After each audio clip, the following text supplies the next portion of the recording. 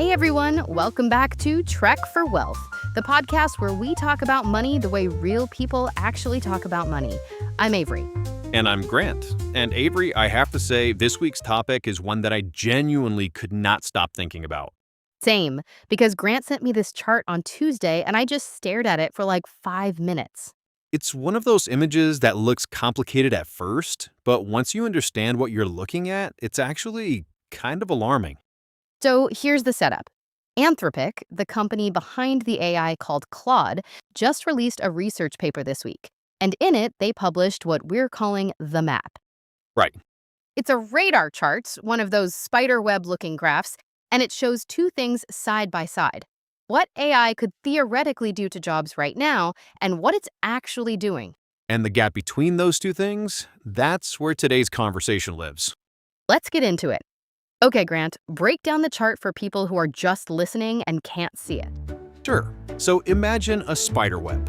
Around the outside of the web, you have different job categories. Things like computer and math, business and finance, legal, healthcare, architecture and engineering, and so on. All around the clock face, basically. Right, like a pie, but stretched into a web. Exactly. Now, inside that web, there are two shaded areas, a big blue area and a smaller red area sitting inside it. The blue is theoretical, meaning based on task analysis, how much of each profession's workload could AI make at least twice as fast right now? Okay. And the red is observed, meaning how much AI is actually being used in those fields, measured from real Anthropic user data. And the blue is huge. The blue is enormous. For computer and math jobs, 94% theoretical capability. Business and finance, 85%. Legal, 80%. These are massive numbers. And the red? Computer and math observed usage, 33%. Business and finance, 20%. Legal, 15%. So AI could theoretically reshape 85% of finance work, but it's only actually showing up in 20% of it right now?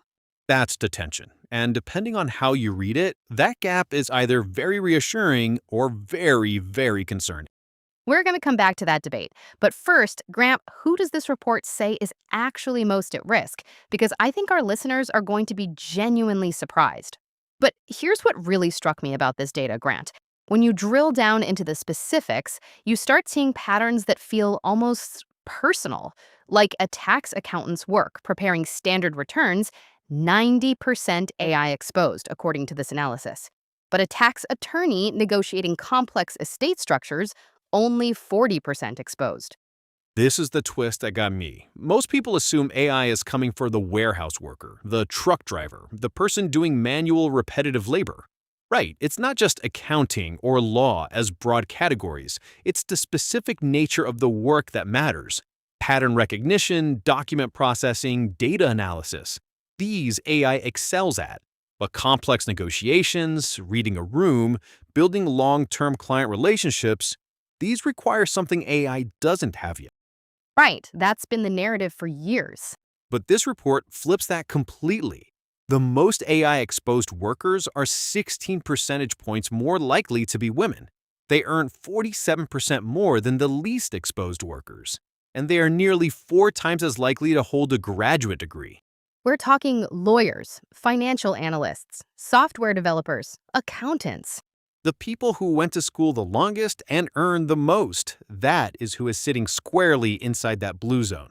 Which hits different when you think about it from a wealth building perspective, because these are also the people most likely to have 401ks, investment portfolios, mortgages on nice houses. Exactly. Their financial lives are built on a certain income trajectory. And that trajectory just became less certain. Okay, so I want to talk about something that I think is flying under the radar a little bit. And this one is really personal for me as someone in my 30s. The report talks about what's happening to young workers specifically. Yeah, this is the quiet story inside the bigger story. So here's what they found. Hiring rates for people aged 22 to 25, so right out of college, in high AI exposure jobs have measurably slowed down. And that sounds kind of dry and statistical, but think about what it actually means. It means companies aren't laying off their senior people yet, but they're quietly not replacing the entry-level pipeline. Which is how you hollow out a profession from the bottom up. Because those junior roles, the first year analyst, the junior associate at the law firm, the entry level software developer, those exist not just to do work, but to learn, Right. to develop into the mid career and senior talent of the future. If the AI handles the work that used to justify hiring that 23-year-old, the 23-year-old doesn't get hired. And 10 years from now, there aren't enough experienced 40-year-olds in the pipeline. It's a delayed effect that won't fully show up for a decade, and we're already seeing the early signs. You know what this reminds me of, Avery? The 2008 financial crisis. Not the crash itself, but the quiet leading indicators in 2006 and 2007. Home prices were wobbling, some mortgage funds were failing, and most people were saying it's contained, it's not a big deal. And then it wasn't contained. So you're saying the hiring data is our 2006 moment. I'm saying it could be. I'm not predicting a crash. But I am saying that this missing early indicators because the headline number looks fine, that's a pattern we've seen before, and it hasn't served people well. All right, let's do something fun. Grant and I actually disagree on how to read this report, so let's just put it on the table. I love this. I'll go first. My read is look at that gap. The blue is enormous and the red is tiny. AI has had 3+ years since ChatGPT launched to eat the professional world, and the observed usage is still only 15 to 30% in most fields. Right. Maybe the theoretical capability scores are just wrong. Maybe AI can't actually do what the benchmarks claim it can once you put it in a real law firm or a real trading desk. And that's a fair point. Benchmarks and reality are not the same thing. Right. So maybe the blue shrinks over time as we discover AI's real limitations, not grows as AI gets deployed. Maybe we're in the this technology is overhyped chapter. Okay, here's my counter. Every major technology disruption in history looked not that bad yet, right until it was. The invention of the spreadsheet didn't immediately eliminate accounting jobs. It took 15 years. And look, I'm not saying AI won't change these professions. Of course it will.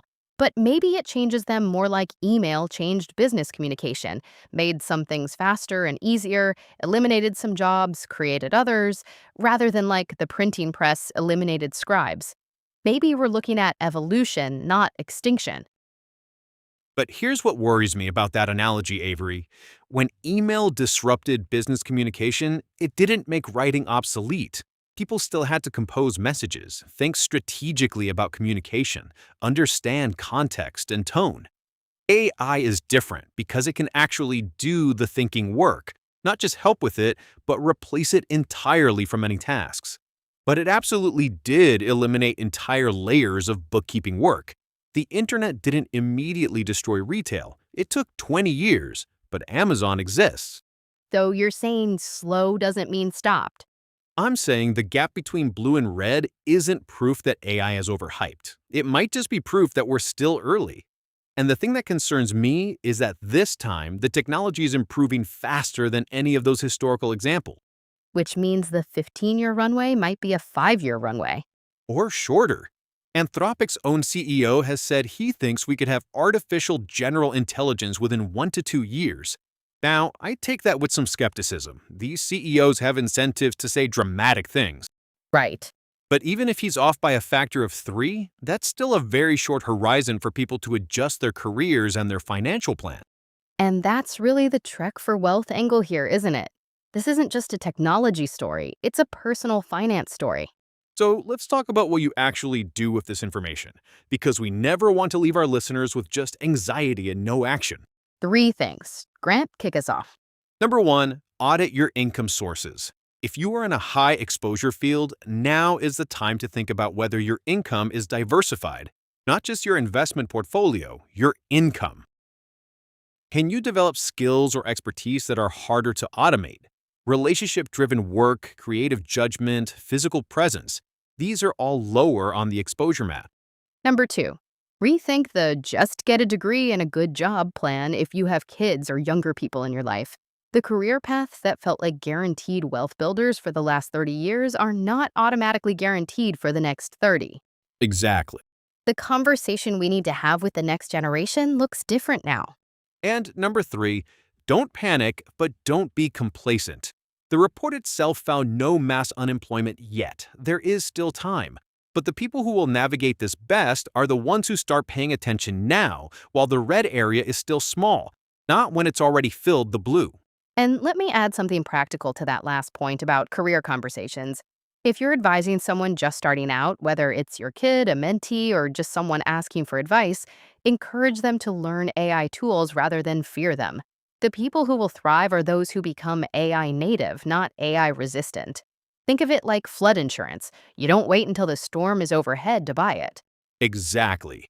The goal isn't to compete with AI, it's to collaborate with it more effectively than the next person. Think of it like calculators didn't eliminate the need for people who understand math, but they did eliminate the need for people whose job was just doing arithmetic. You buy it when the weather looks calm and the price is low. Exactly. All right, before we wrap, Grant, give me the one sentence historical take. You're the guy who's seen a few cycles. Every generation faces a moment when the ground shifts under the economy. The ones who saw it coming and adapted built wealth. The ones who assumed yesterday's map was still accurate lost ground. This week's chart is telling you the ground is shifting. What you do with that information is up to you. That's why we're here, folks, to help you read the map before everyone else does. That's the whole game. Thank you so much for listening to Trek for Wealth. If this episode made you think, share it with someone you know who's in finance, tech, or law. They need to hear this conversation. And if you want to dig into the actual Anthropic report yourself, we'll link it in the show notes. The chart is worth a long look. We'll see you next time. Keep trekking. Take care, everyone.